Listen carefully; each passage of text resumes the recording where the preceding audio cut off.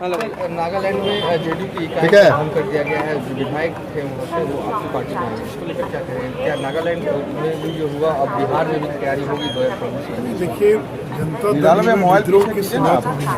बोलो मत।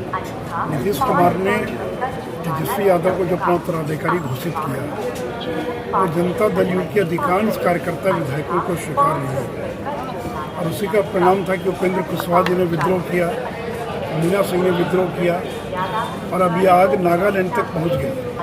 नागालैंड में नीतीश जी ने खुद सभा की थी, दलन सिंह ने वहाँ कैंप किया, एक विधायक जीता और पूरी की पूरी राज्य इकाई ने वहाँ बीजेपी की सरकार को समर्थन दे दिया और आज उन्होंने उसको भंग कर दिया। तो नतीजा रोक नहीं पाएंगे।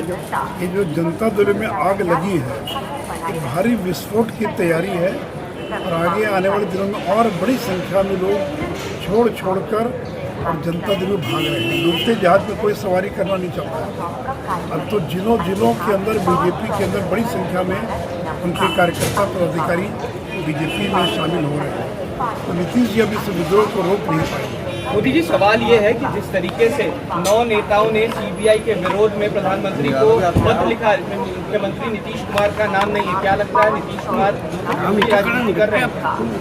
देखिए, क्यों उन्होंने नहीं किया तो मैं नहीं जानता हूँ, लेकिन जिन 9 लोगों ने पत्र पर हस्ताक्षर किया उसमें से अधिकांश वो लोग हैं जो खुद भ्रष्टाचार और विभिन्न घोटालों में जो आरोपी हैं, जिन पर सीबीआई की जांच चल रही है। तो भ्रष्टाचार में जो लोग आकंठ डूबे हैं वही लोग पत्र लिख रहे हैं। तो इसलिए देखिए, जो भी सीबीआई काम कर रही है वो कानून के तहत काम कर रही है। अगर मनीष सिसोदिया को गिरफ्तार किया गया, अभी ईडी ने उनको गिरफ्तार करने का निर्णय लिया है, तो अगर कुछ गलत हुआ है तो कोर्ट है, कोर्ट उसको देखेगा। लेकिन नीतीश जी ने क्यों नहीं पत्र पर हस्ताक्षर किया, क्या किया, ये मैं नहीं जानता। लेकिन एक बात अमित शाह जी ने स्पष्ट कर दिया कि अब नीतीश कुमार दोबारा बीजेपी में शामिल नहीं, यानी वो एनडीए के साथ नहीं आ सकते। लाख वो प्रयास कर रहे हैं एनडीए में।